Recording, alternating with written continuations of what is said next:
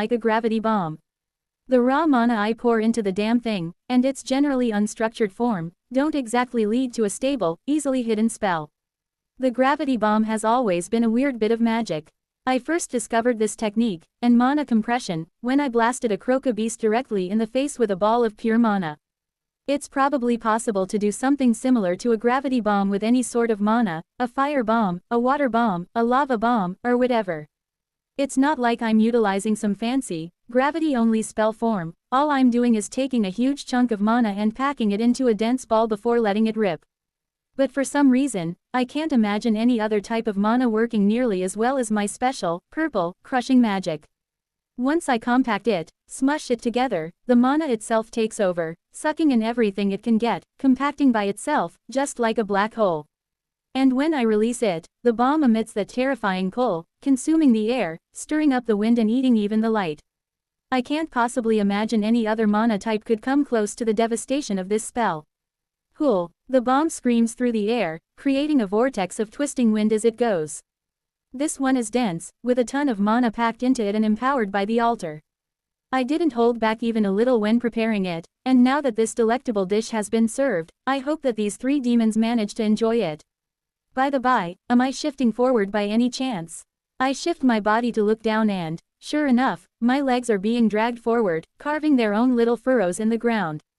In the distance, the bomb continues to fly away from me, and the more I look, the more I realize that I can't really see it properly.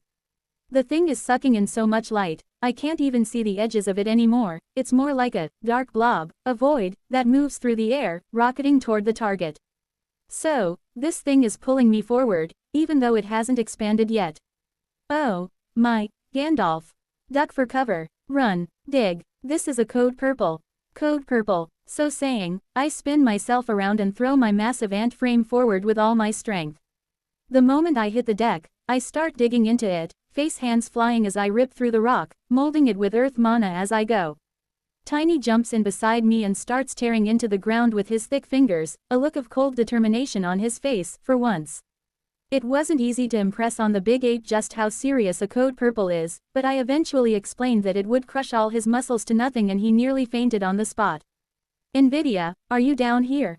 "Yes." He doesn't sound happy about it, but I'm glad. In just a few seconds, it's not like we can dig far, but anything is better than leaving ourselves uncovered. I dumped as much gravity mana into this as I could while still concealing the spell. With NVIDIA helping to hide the massive power, the bomb absorbed so much mana it had become a pure black sphere, rotating within me like a cold and indifferent beast. Hoo-hool. I turn around, my head poking out of the hole we dug just in time to see the bomb zipping over the final meters. The wind has been whipped into an absolute frenzy, to the point the bomb appears to be the center of a newly formed hurricane. The winds are so fast, I swear I see larvae being lifted up into the air by their force, carried away to goodness knows where, or, most unfortunately, thrown toward the center of the mess. I don't even know what the three demons have done in response to my opening gambit. The chaos caused by the bomb is so total, it's impossible to pay attention to anything else. When it reaches its destination, the bomb flickers for a moment, and I dig my claws as deep into the rock as I can. Here it comes. In a flash, the bomb expands, manifesting itself as a slowly rotating void, like the eye of an all-devouring god. Then it expands again. My eyes almost boggle out of my head at the size of the thing. This is double the size of my previous biggest bomb. Double. I'm way too close for this. Every damn time, the thing that gets the closest to killing me is my own damn magic. As the gravity bomb reaches its full size, the most terrifying pull I've ever experienced takes hold, and everything goes wrong. The ground cracks and splits, the air screams, lava boils up, only to be dragged into the void. Light is gone, sound is gone. In the vicinity of the spell, everything is gone. Holy moly, what have I created? I'm not sure if I'm more horrified or terrified, as that sickening dragging sensation is working its deadly magic on me as well. I've been rather impressed with my new body, but it doesn't take a genius to figure out that my mass has gone up rather significantly in my last evolution. The gravity-compressed diamond is so dense only Tiny can compete with it. It's great stuff, but it doesn't exactly help when I'm trying to avoid being dragged into a miniature black hole. Master Grip IV has reached level 11.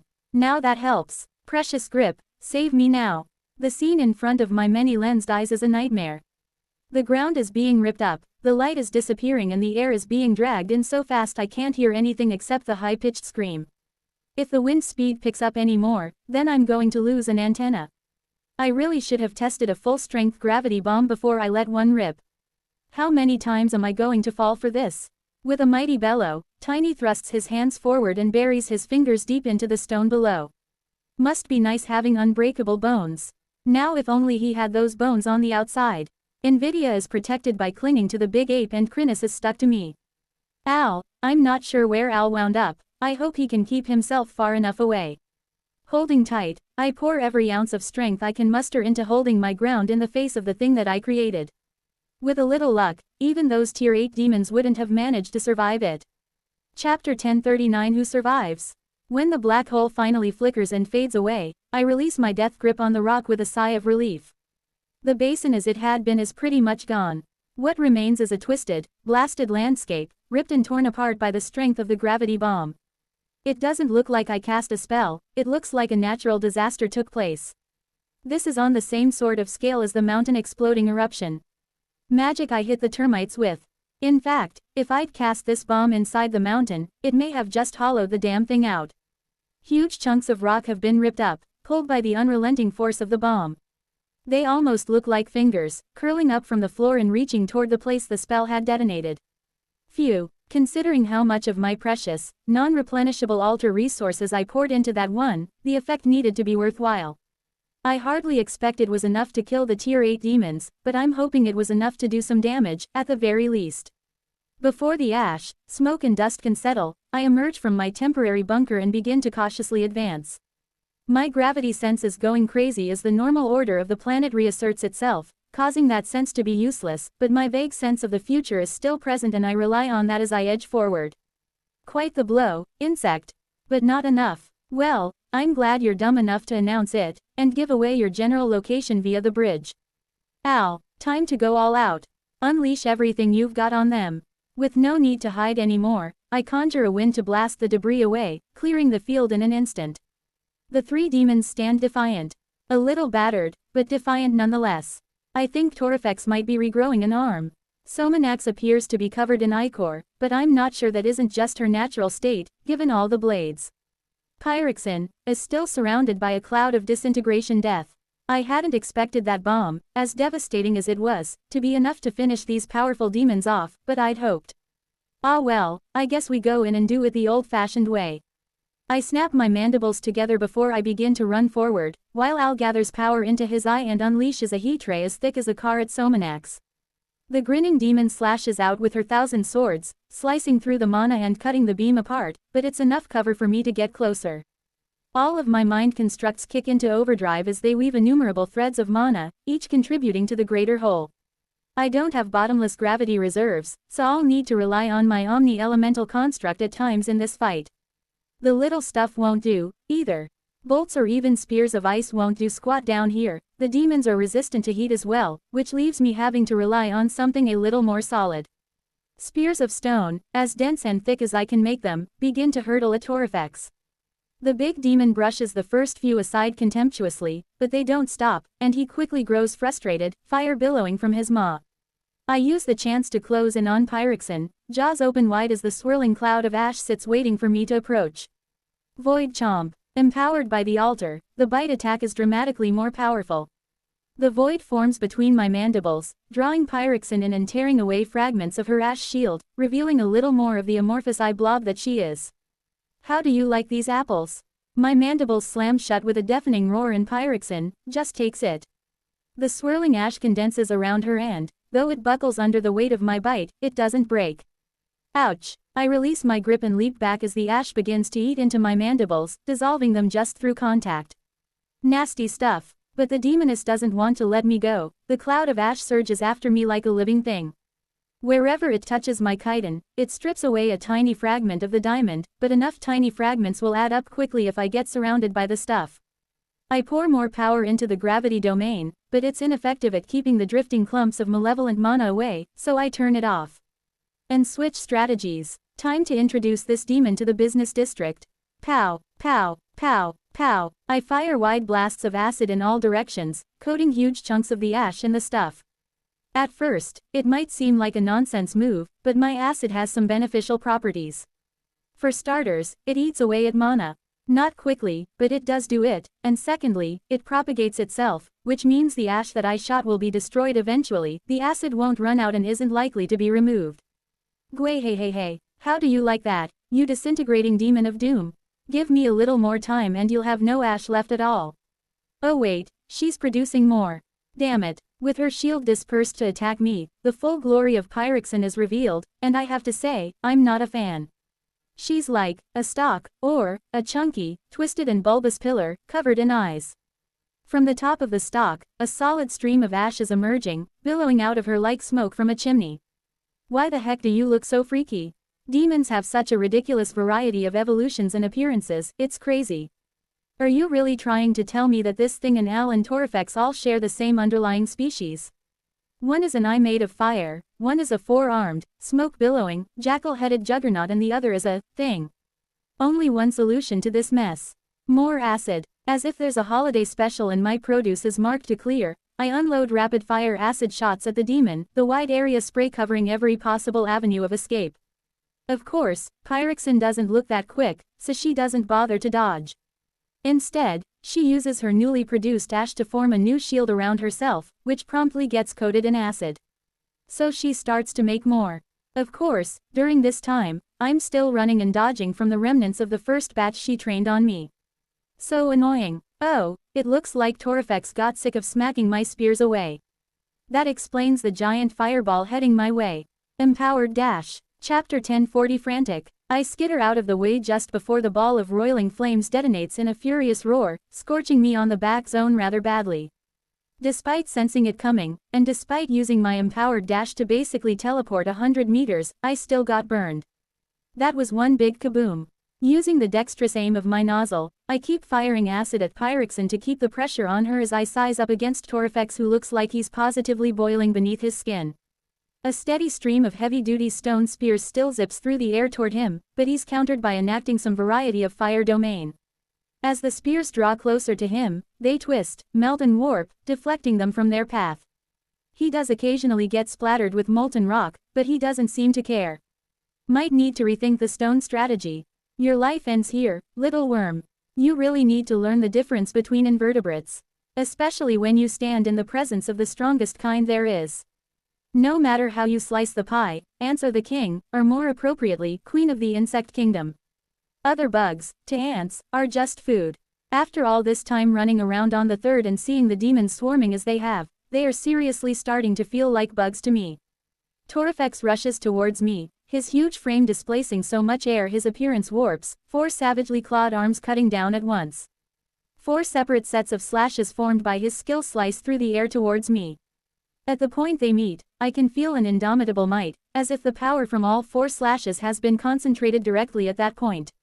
Luckily, my antennae are on the job and I had an inkling this was coming a moment before it did. My nervous system fires with impossible speed and I'm moving the second the big demon's arms are moving forward, dodging to the right. As the cuts whip past me, they carve huge chunks out of the stone, digging a furrow as they travel, as if the rock wasn't even there. I need to retaliate, but I have to be mindful of my resources. Every time I get a good angle, I unleash a fresh blast of acid at Pyroxene, but she continues to sit still and pump out ash like a Victorian factory. Can we get some air quality controls in here? Sheesh, if she manages to reach a critical mass of ash, there won't be much I can do to slow her down. From what I can see, she can manipulate the stuff at will, which means she could chase me down and surround me unless I get far enough out of her range. But I can't devote the time I need to prevent her manufacturing process because I've got Torifex, a massive, unstoppable demon, up in my grill, literally trying to grill me. Thinking quick, I pressurize as much water mana as I can before I unleash a torrential jet of water at the huge demon. The second it touches his fire domain, the water evaporates, but I continue to pour it on. Soon enough, vast clouds of steam are billowing out everywhere, blocking my view of the target. But he can't see me either, for the moment at least. Time to get Pyroxene. I turn and dash, rushing the weird ash demon with my mandibles peeled back for another chomp. I've got a tiny window here, so I need to make the most of it. Void chomp. Empowered by the altar, the chomp is once again ridiculously overpowered, but my stock of altar juice is really starting to run low. Even mutated to this point, it can't keep up with the demands of these high-level skills, especially when it isn't getting refilled. No matter. If I unleash all of my altar power, I refuse to believe it won't have an effect. Surrounded by a growing mound of acid-coated ash, Pyroxene almost appears to have put down roots. She glares at me with her many eyes, but I'm resistant to her ire. What I'm not resistant to is the aura of destruction that emanates from her. Even without her ash cloud, it's eating away at me. Thankfully, my body is composed of seriously dense materials. It's going to take you a while to chew through this carapace. With a devastating roar, my mandibles slammed shut once more, and I can tell she felt it that time. Without the same coverage from her cloud, she wasn't able to block all of the ridiculous amount of force my chomp applied. Stone shatters and the floor beneath us buckles under the pressure as the almighty void chomp is unleashed, and Pyroxene reels back. That hurt her. Unfortunately, this next bit is going to hurt me. Like a bat out of Hades, Torifex streaks out of the steam, smoke trailing behind him and a look of pure rage twisting his face.